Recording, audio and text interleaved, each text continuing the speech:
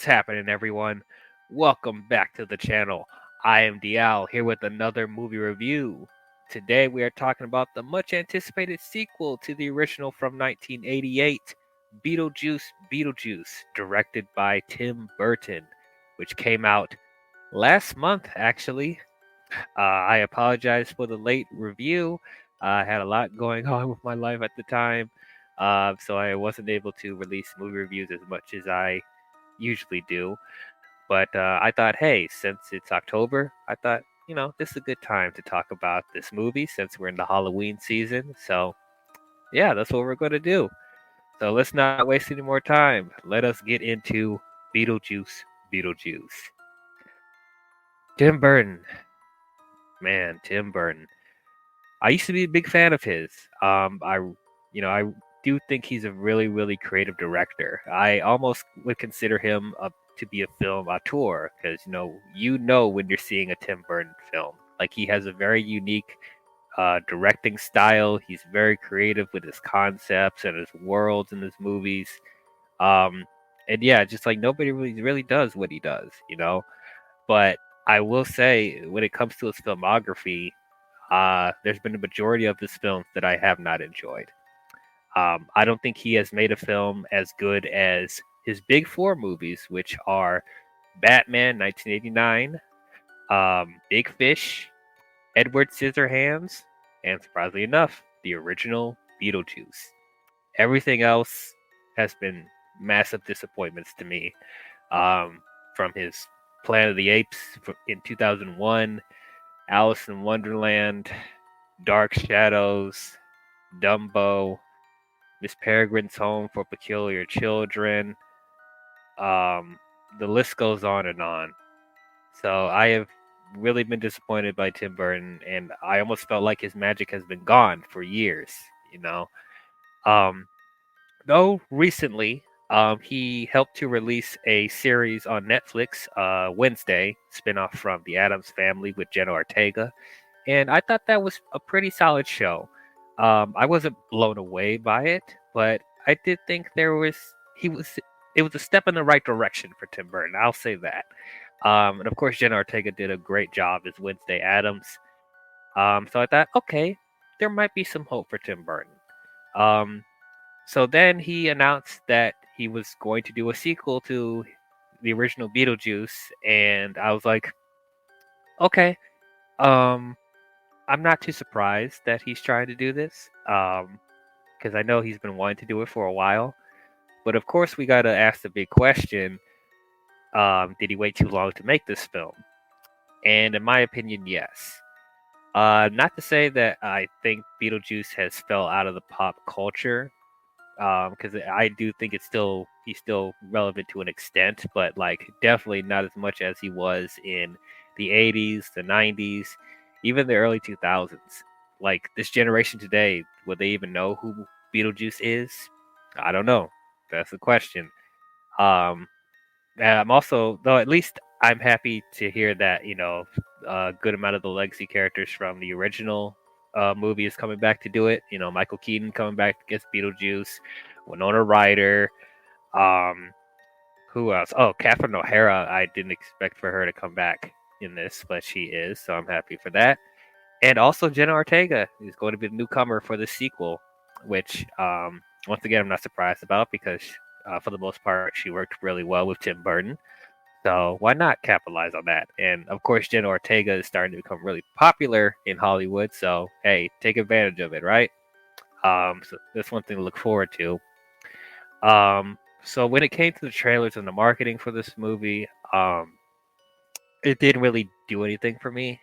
Um, it didn't really get me that excited to see this because it really just felt like this really felt like a cash cow. I'm going to be honest with you, cash grab. I'm sorry, that's what I would say. It felt like a cash grab. I don't know. The jokes didn't really land for me in the trailer.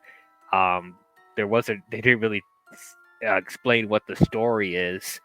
Um, and I don't know. It just really it felt kind of bland to me. I don't know.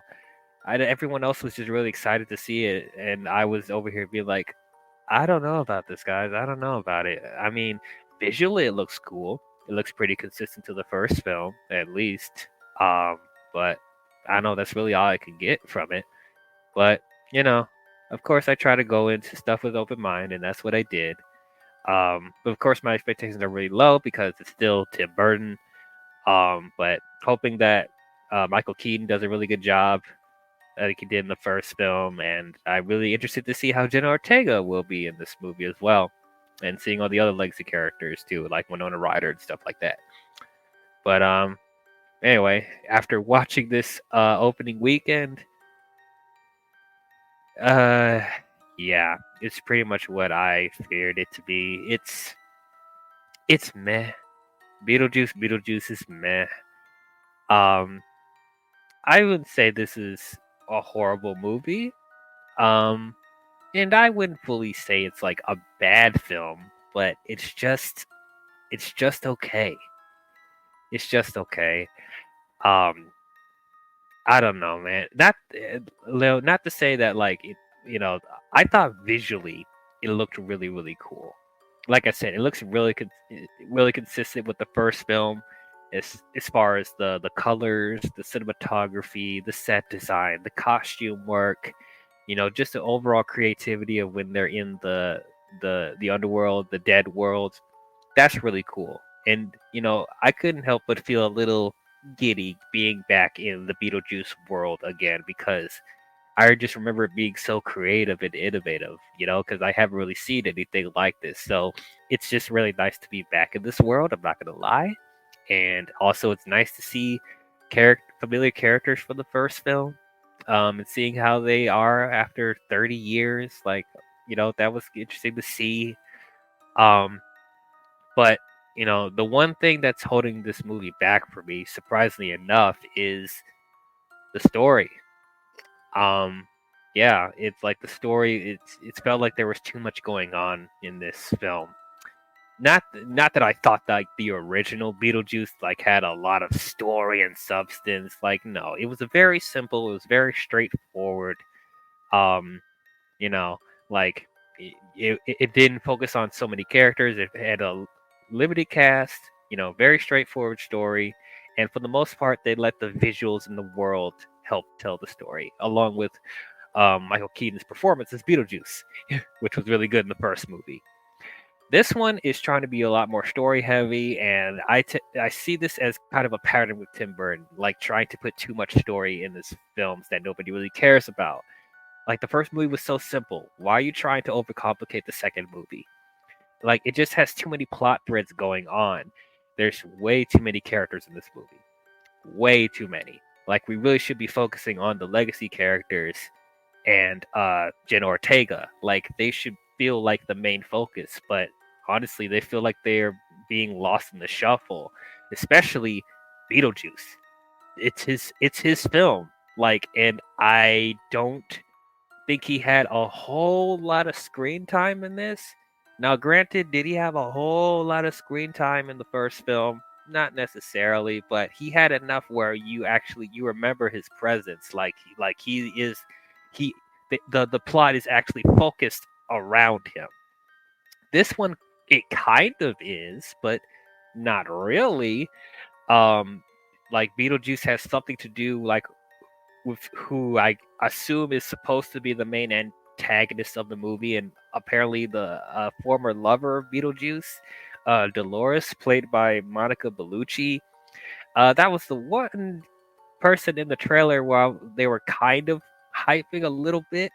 And I'll say this: Dolores, like when she makes her entrance in this movie, when we first are introduced by her, they did a really good job setting her up to be like she's going to be the big main bad of the film. She was kind of intimidating. Like the effects work on her is really really cool. And later on in the movie, Beetlejuice tells his backstory of how they met and how she became, what she became. And I thought, okay, that's interesting. All right, they could go somewhere with this, but she is barely in the film. Like there's a good chunk of the movie where she's not in it. And there's a bunch of other stuff going on. that doesn't really tie into her stuff like at all. There was a point in the movie where I even forgot she was in the film. That's how much she's not in the movie because there's a whole bunch of other stuff going on. You have this other subplot where Winona Ryder, Lydia, is like this TV show host talking about paranormal stuff and you're talking to spirits and stuff like that, and she's having PTSD from Beetlejuice of what happened in the first film, and she's still having PTSD for 30 years, and I'm just like, what? But why? I don't understand it. Um, and then there's this other subplot with Jenna Ortega's character Astrid, who is the daughter of Lydia, which I don't want to go into too much because it'll be spoilers. But there's like this romance plot that she has with this kid, and it eventually leads to something else with the main conflict of the movie. And I'm just like, why is all this stuff going on? What does this have to do with anything? You know? And then there's this other subplot of of Astrid's father, who was Lydia's former, you know, former husband. She's widowed because he died.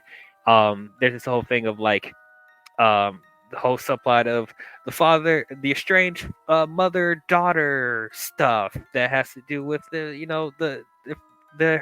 dad and slash husband that passed away, and I'm like, it's like there's too much going on in this film, and I found myself like tuning out quite a few times the more we started jumping from one thing to the next, you know.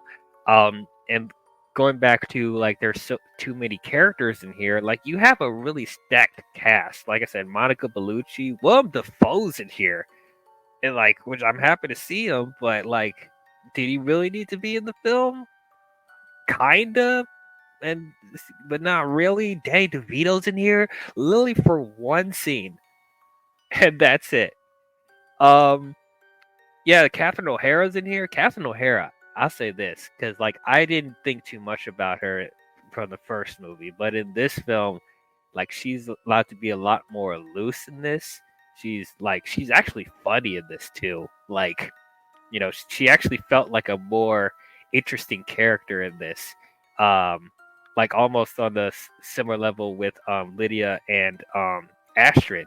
Like they're like the three main leads in this, and I thought she surprisingly did a good job, and I love the interaction that she has with Lydia and Astrid. Um, Going back to Winona Ryder for a little bit, I didn't like her as much in this film. Um, I don't know. It's like I kind of liked the whole emo teen vibe that she had in the first film, and in this one, like she's completely changed, which is not necessarily a bad thing. I would expect a character to change after 30 years, but it's just so weird because she doesn't commit to the goth vibe that she's having. But she still looks exactly like how she did in the first film, and you don't really get any of those emo vibes from her anymore. She's a lot more dorky and goofy, a little bit, a lot more anxiety filled, which I guess that's understandable because of the PTSD. But like, she's not as to me. She just felt kind of off to me. I don't know. Not to say she was bad, because I love Winona Ryder, but like, it almost feels like she's playing.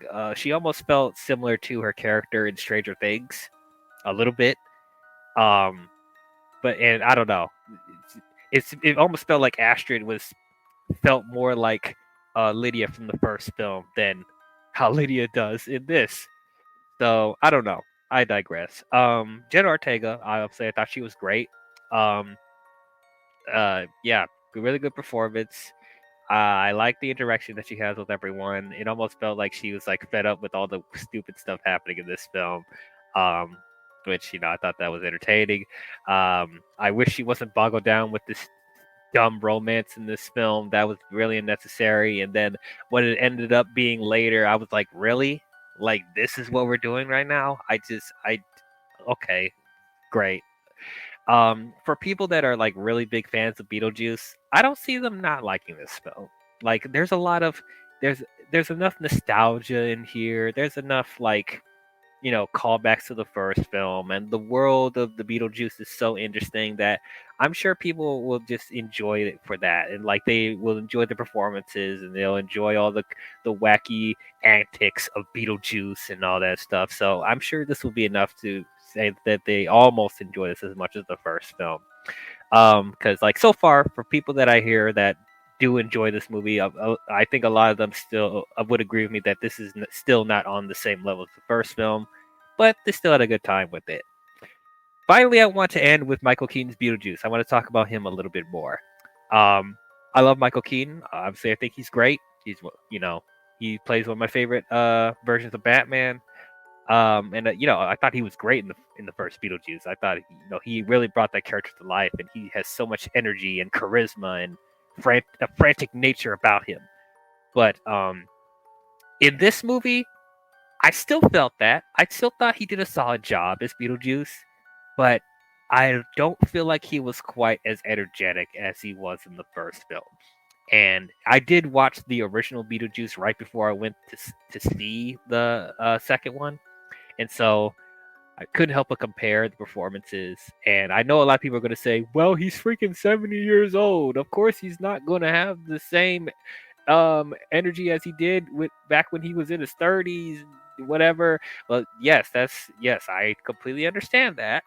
And like I said, I do think that Michael Keaton did a good job in this movie. Like that's Beetlejuice.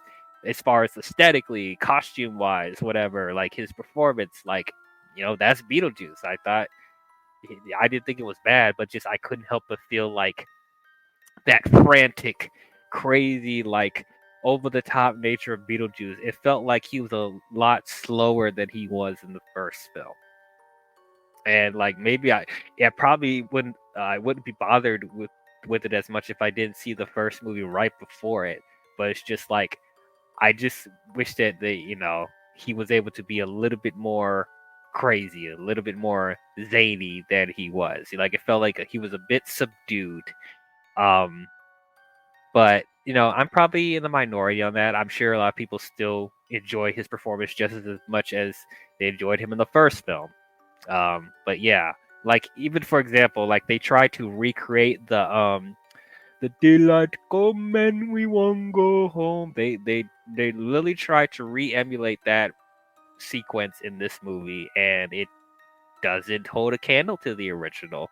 They tried really hard, but it felt it felt more like a lip syncing karaoke session than it did in the first movie. Like in the first movie, like they were a lot more energetic. It felt a lot more creative to the story, and in this one, it just felt like they were just doing it because the first movie did it, so let's try and recreate that magic, and they didn't really do it that well to me.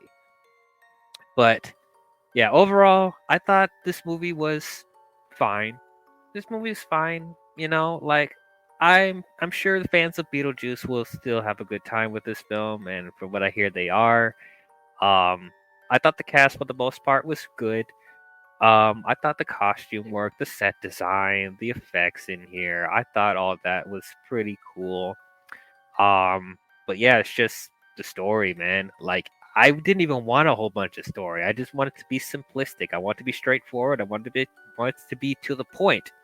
And this movie was just trying to put too much in here. There's too many characters. There's too many plot threads. And the plot threads that I don't even care about that much. Like, why don't we just stick with Lydia and Astrid and Beetlejuice conflict with Dolores? Like, why don't you just stick with that and not just have a whole bunch of other stuff going on? And you have a really good cast here. Actually utilize them. But like, there's some characters in here that are missing from the majority of the film, and it's like I forget that they're even there. Like, what are we doing here? Um, do I want a third Beetlejuice? I mean, they're practically setting up for a third one. Like, there's actually there's kind of a cliffhanger at the end of the film. Um, if they wanted to continue with another one, um, I don't know. This movie's doing okay at the box office, so I guess it really will determine.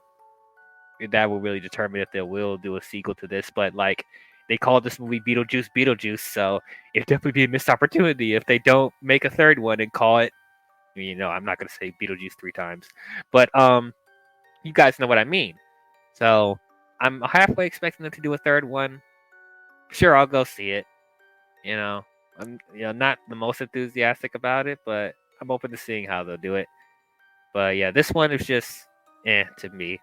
So I will give Beetlejuice Beetlejuice a C. That's that's how I'm feeling right now. It's a C. It's like it's not great, but it's not bad at the same time. It's just in the middle. But those are my thoughts on Beetlejuice Beetlejuice. What did you guys think about it? Did you guys love it? Did you guys hate it? Did you guys think it was okay?